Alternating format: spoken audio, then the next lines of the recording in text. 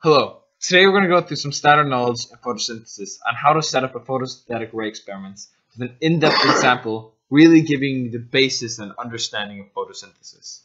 So, what is photosynthesis? The word, as you can probably see, is made up of two independent words, photo and synthesis. Photo, the Greek word for light, and synthesis, the word for putting together, or simply production. So, light production, basically. However, photosynthesis does not mean exactly that. Photosynthesis is the production of carbon compounds in cells using light energy. The carbon compounds refer to carbohydrates, proteins, and lipids. Now, all living organisms need carbon compounds in order to build the structure and carry out the life processes and functions. However, this requires energy. In humans, this energy comes from the food that we digest, but plants make their own food, and this is the reason for photosynthesis. Before we get into how the process works, we're going to look at where photosynthesis actually takes place. So here we have a plant. In the cells of this plant, we have several organelles, and the chloroplast being the one responsible for photosynthesis. Inside the chloroplast, there are stacks of thylakoids. Now, the absorption of light begins first in the pigment of these thylakoids called chlorophyll.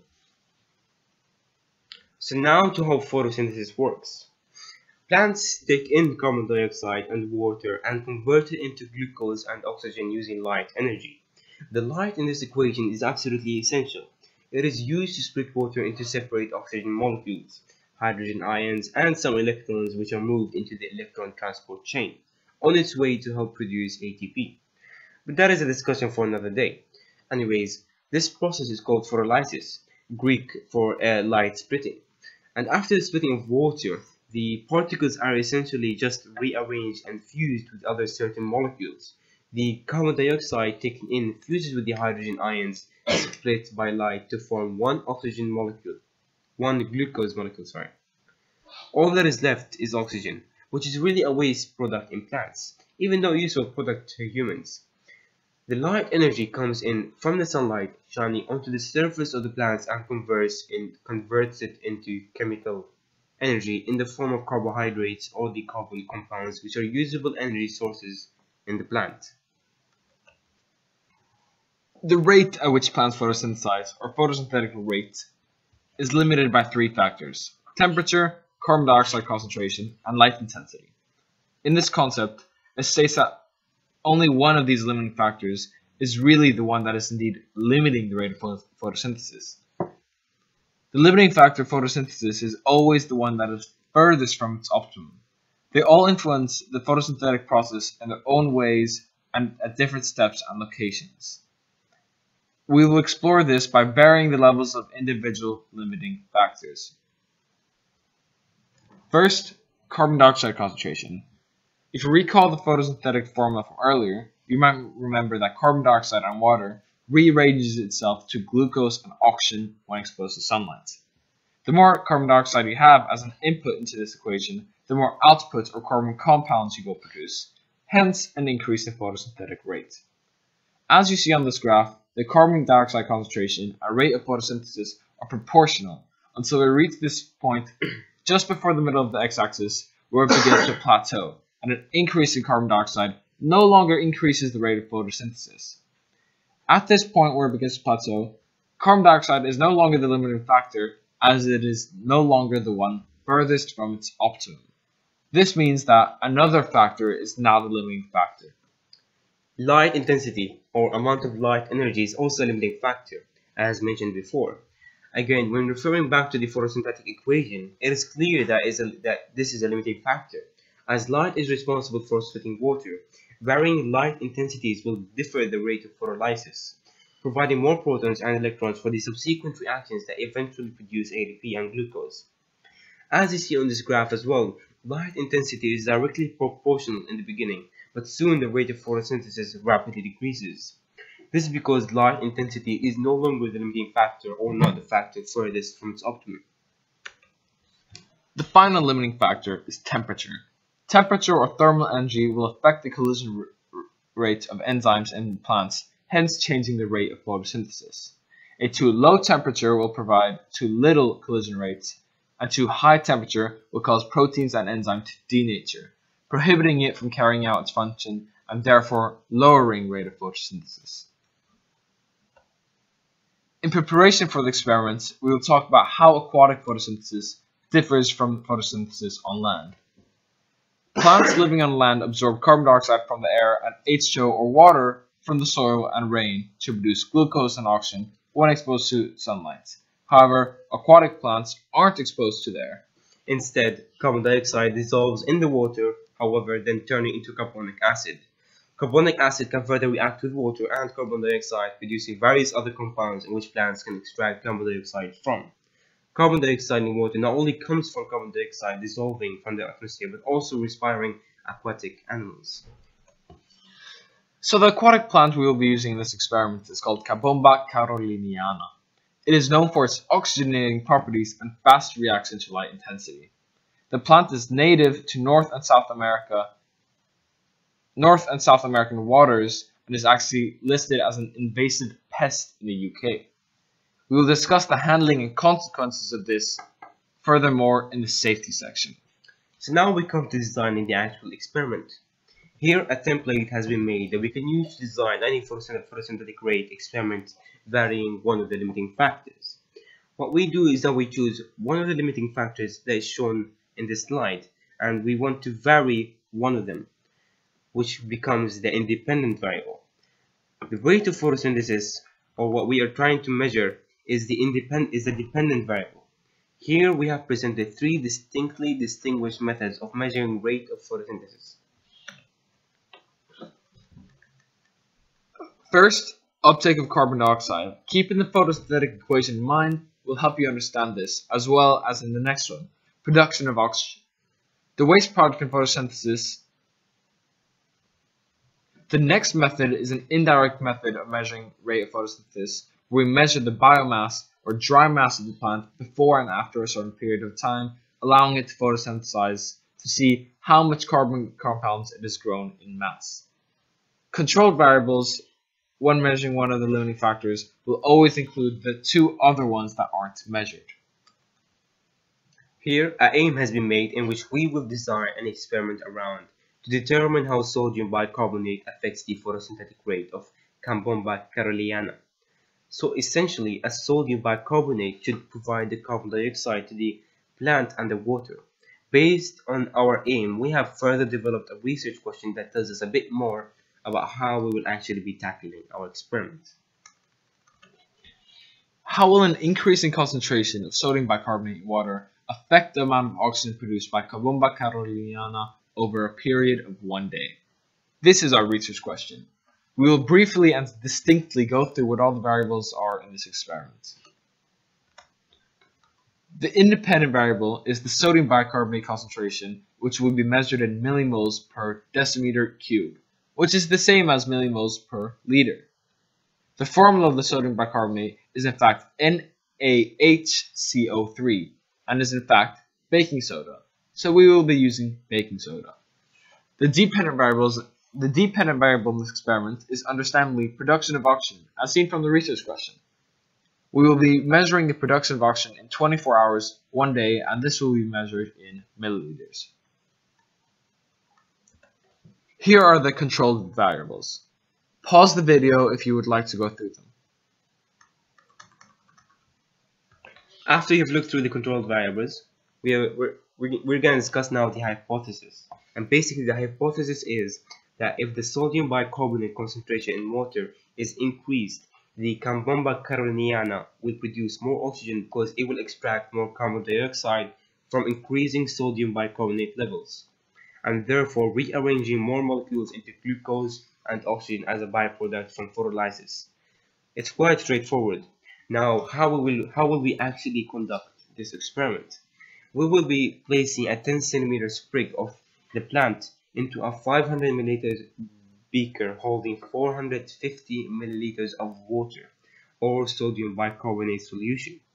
When the Carbomba caroliniana is actually photosynthesizing and producing oxygen, this needs to be collected.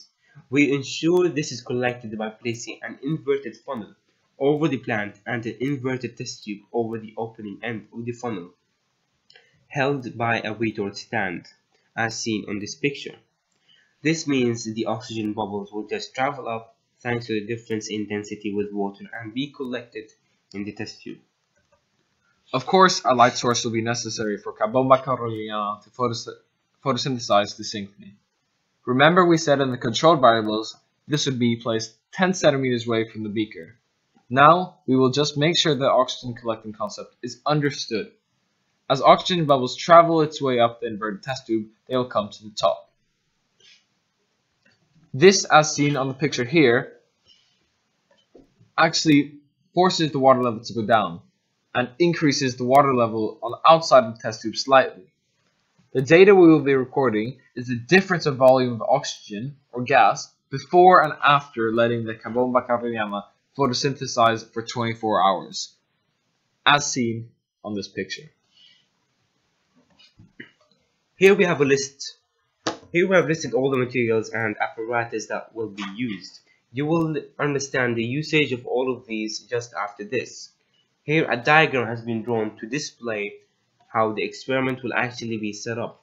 We have the beaker with the Carbomba carolina inside, not to mention the inverted funnel and inverted test tube, held by the weighted stand, the lit lamp and sodium bicarbonate.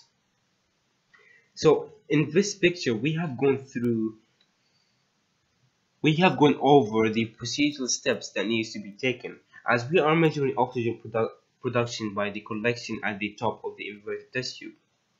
We will need to record this difference in volume before and after 24 hours. When we place the inverted test tube on the top of the funnel, the water level is the same inside the test tube and the entire beaker. However, measuring the difference in volume after the 24 hours will be difficult, as the markings of the test tube are underwater and will be distorted in our vision. To stop this from happening, we inserted a flexible straw or tube and guide it to the top of the inverted test tube when it is in the water. At the end of this test tube, we will have a syringe and suck out all the gas in the space until we are left with 1 millimeter of gas space. Now, breathing oxygen production will not be as difficult as it would potentially have been unless an extremely high amount of oxygen is produced. Before we go into the step-by-step procedure, we will need to go through all the safety. We are dealing with electricity and water. We need to be extremely cautious that nothing is spilt, as it can result in severe injury. Beakers and test tubes, apparatus made of glass, needs to be carefully handled, especially with substances inside them. We should also be aware of the potential fatalities that could occur from the sodium bicarbonate or baking soda. Sodium bicarbonate will not cause severe injury if in contact, however, may cause irritation if in contact with skin or eye. If this for some reason occurs, wash directly with the water. We will ensure the worst does not happen by dressing appropriately with eyewear, lab gloves, and lab coats. The biggest safety hazard that needs to be taken into consideration is disposal of Carbomba caroliniana.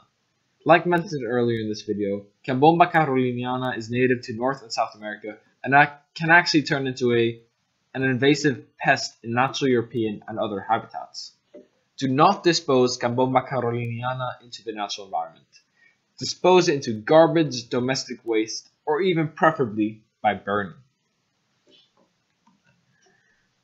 Here is a step-by-step procedure of this experiment. You can pause the video here and look through it if you like. As you can see, this experiment will take a while. It is suggested that you test all 5 sodium bicarbonate concentrations simultaneously. Replicates of this can be done afterwards. 3 trials on each concentration is recommended, but more may be done for more reliability in data. So as you saw in the procedure, we will be measuring for oxygen production in 10, 20, 30, 40, and 50 millimoles of sodium bicarbonate per decimeter cube. So what does this actually mean? How much sodium bicarbonate are we actually putting in? This needs to be calculated. First, we find the relative formula mass of our substance used, sodium bicarbonate. The relative formula mass, as seen by these calculations, is 84.0066 grams per mole. However, this will be simplified to 84.001 grams per mole. When we multiply the molar mass by the amount of moles, we will receive the mass of this amount of substance. So we're going to calculate 10 millimoles of sodium bicarbonate, which is the same as 0.01 moles. This is found to be 0.8401 grams per decimeter cubed. But remember, we will only be using 450 milliliters of water, so we equal the ratios to each other and find out the missing variable. So we cross multiply and then divide by 1000, resulting in 0.378 grams of sodium bicarbonate per 450 milliliters. Since we are measuring sodium bicarbonate in intervals of 10 millimoles per decimeter cubed, we simply multiply to find out the rest of the mass of the rest of the charges. This turns out to be 0.756 for 20 millimoles per decimeter cubed, 1.134 for 30, 1.512 for 40, and 1.890 for 50. Finally, the data collection. The data that we will actually record will be recorded on a table looking a bit like this. The yellow cells mark raw data, when the blue cells mark processed data. We have 3 replicas of each sodium bicarbonate concentration. We will also find the average and the standard deviation so we can statistically analyze the data and visualize it in an easy way. One thing that needs to be pointed out left 1 millimeter of oxygen in the inverted test tube, which means to find the oxygen difference before and after the 24 hours, we need to remember to subtract that 1 millimeter that existed prior to the recording. When we actually plotted the data, we do it on a graphs like these, as we are measuring data points of different concentrations of sodium bicarbonate independently. This is a discrete set of values, so a random set of data has been plotted on this graph to the right. Ignore the actual values, it will all be arbitrary. A statistical analysis of this data should be done to ensure that it is reliable data and the line of best fit actually represents the data. This can be done through standard deviation and R-squared values. We can use standard deviation of the data by comparing itself to the trials to determine reliability in the data. On the graph to the right, error bars express standard deviation. The R-squared value is also important when expressing the data together with the line of best fit. R-squared values show the level of precision by which the line of best fit is like discrete data points. Using these methods of statistical analysis, we can determine ourselves to what extent the data is reliable. This is led by a discussion of the strengths and limitations of the experiment. All of the calculations to both of these methods can be done using cell programs like Excel and Google Sheets. So that is all. Thank you for tuning in onto our design to our photosynthetic rate experiment. And here are some of the sources we have used in the research. Reference.